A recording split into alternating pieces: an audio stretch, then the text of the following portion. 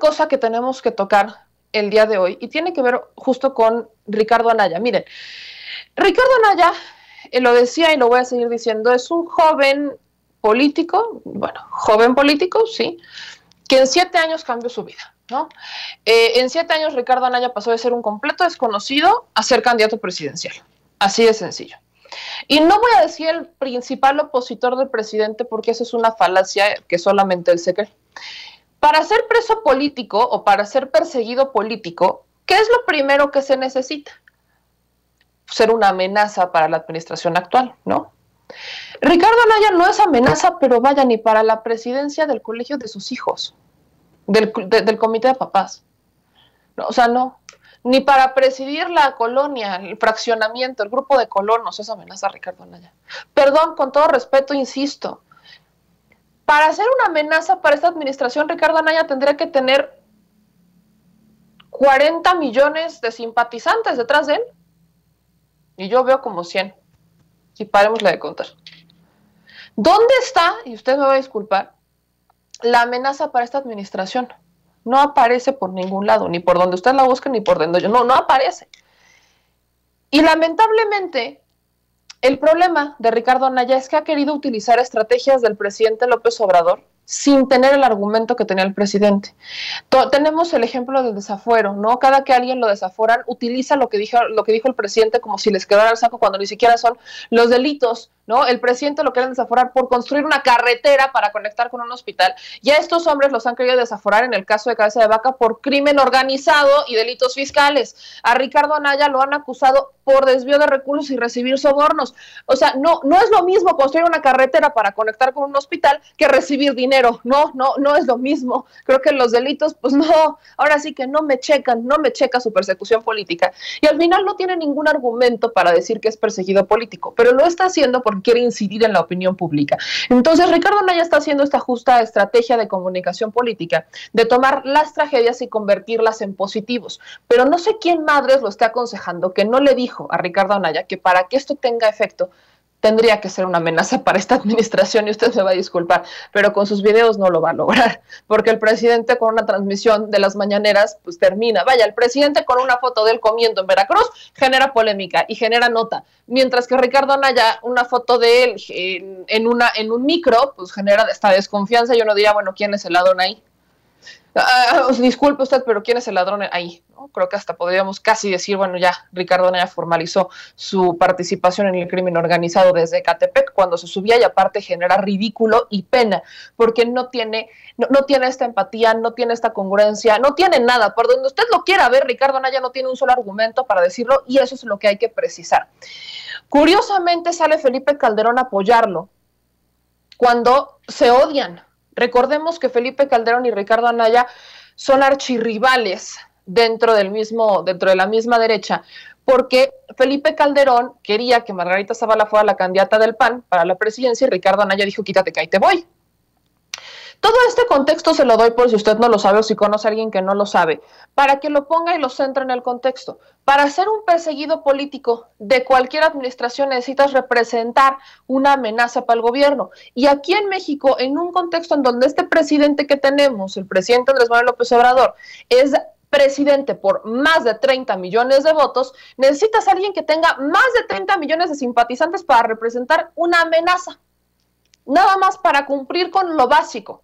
Y eso no lo llega ni siquiera a tener Ricardo Anaya. Entonces, no, Ricardo Anaya no representa una amenaza para esta administración. Y no es ningún perseguido político por estar subiendo videos con sus críticas desde Atlanta. Por Dios, no sea usted hipócrita. No representa, porque ni siquiera las reproducciones llegan a ser o a presentar una amenaza para esta administración, que esto nos quede bien claro.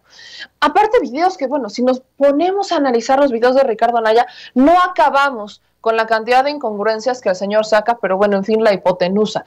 El asunto es que el presidente el día de hoy le responde otra vez a Ricardo Anaya, y le responde justamente con un: Anaya, ¿no te diste cuenta? ¿Acaso pensabas que no iba a pasar nada? Si hay algo que reconocer de esta administración, no es el que persiga a la gente o que ordene detenciones, sino es que no está frenando al Poder Judicial como ocurría en las administraciones pasadas. No está pidiendo que se cierren las carpetas, no está pidiendo que se den estos carpetazos y que se guarden en un cajón, en un archivero. Le está diciendo, pues ¿yo qué? Yo no soy el Poder Judicial, yo no soy Fiscalía. Entonces, pues yo no soy la Fiscalía, le da al fiscal todas las herramientas para trabajar, aunque muy lento. Pero vamos a escuchar justo lo que dijo el presidente al respecto sobre este tema de las acusaciones en contra de Ricardo Anaya en la mañanera. Ahora con este asunto del señor joven todavía, Anaya, ¿no? Víctima, acusándome a mí. Está como para decirle yo por qué. Yo no te mandé a que hicieras esas cosas. ¿No te diste cuenta?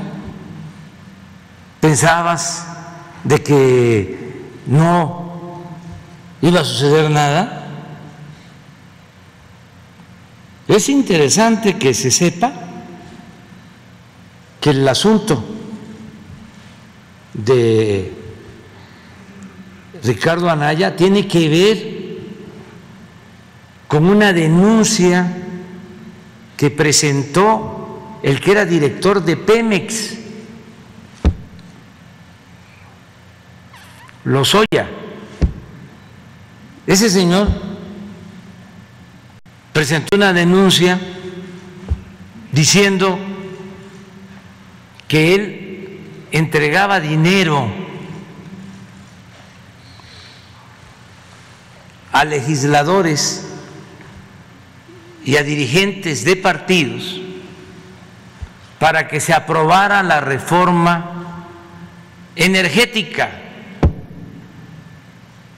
Ese es el fondo del asunto. ¿Y qué se ganó con la reforma energética? Nada, al contrario, se perdió. Entregaron esos sobornos para que se aprobara la reforma energética y resulta que se entregaron concesiones para que algunas empresas hicieran jugosos negocios en Pemex y en la Comisión Federal de Electricidad. ¿Pero qué ganaron los ciudadanos? Repito, nada, perdieron. Porque a partir de esa reforma aumentaron los precios de las gasolinas, del gas, de la luz. Se puede probar. Entonces, esa corrupción no se debe de permitir ni en el gobierno federal, ni en el poder legislativo, ni en el poder judicial, ni en los gobiernos estatales, ni en los gobiernos municipales. Y es cierto, antes había una campaña y había financiamiento. Si se trataba de ayuntamientos, de presidencias municipales, la delincuencia financiaba y pedían la Secretaría de Seguridad Pública. Luego le subieron a la Secretaría de Obras y luego ya de plano al presidente municipal, a su servicio. Pero eso es en cuanto a la delincuencia organizada, pero en cuanto a la delincuencia de cuello blanco, lo mismo. Esto que estamos hablando de Lozoya fue dinero para las campañas también. Entonces, en todos los casos hay que recomendar de que no se permita la corrupción, Nosotros no vamos a tolerar la corrupción, sea quien sea. Ya no hay amiguismo, agregaría compañerismo, nepotismo, influyentismo, ninguna de esas lacras de la política. Entonces, no hay persecución para nadie. No es mi fuerte la venganza. Lo de este señor Ricardo Anaya, lo que tiene que hacer es enfrentar el proceso y si es inocente, presentar las pruebas y defenderse con la verdad, pero no echarme la culpa a mí y decir, ya me voy.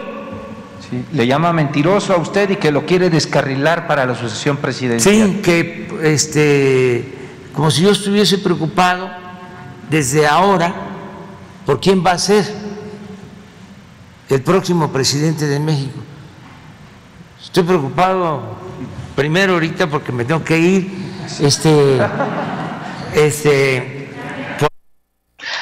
Esa es la preocupación del presidente, ¿no? Disculpe, yo me tengo que ir a trabajar, no estoy viendo quién va a ser o no el sucesor presidencial. Pero fíjense, aquí vienen ahora sí las incongruencias de quienes apoyan a Ricardo Anaya. Ricardo Anaya es el alfil, vamos a llamarle el títere de Diego Fernández de Ceballos.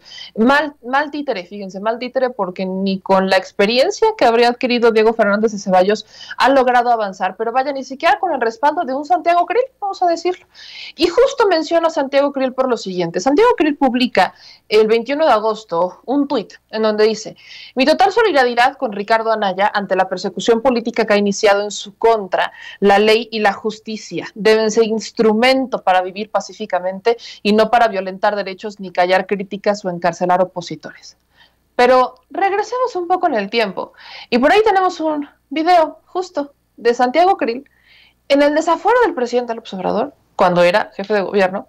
Y corrijo, no por una carretera, por una calle, ya me están corrigiendo, yo quiero que sea una carretera, Ingesu, para hacerlo más dramático, pero bueno, fue una calle para conectar con un hospital, en donde él mismo, Santiago Creel, dice que México es un país de instituciones y de leyes y que se fortalece la democracia, apelando a las instituciones. O sea, las instituciones siguen siendo las mismas, lamentablemente.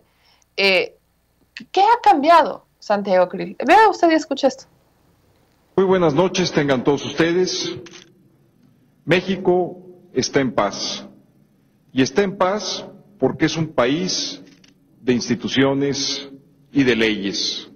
Ahora, finalmente, como todos ustedes saben, el asunto estará en manos ya del Poder Judicial. Permitamos todos que la ley siga su curso, que la vida institucional tenga vigencia plena, encontremos dentro del marco institucional las soluciones que la ley nos permita. Así, precisamente, estaremos fortaleciendo la democracia y fortaleciendo el Estado de Derecho. Muchas gracias. En todo momento, el presidente Vicente Fox recibió información de lo que sucedía en el país.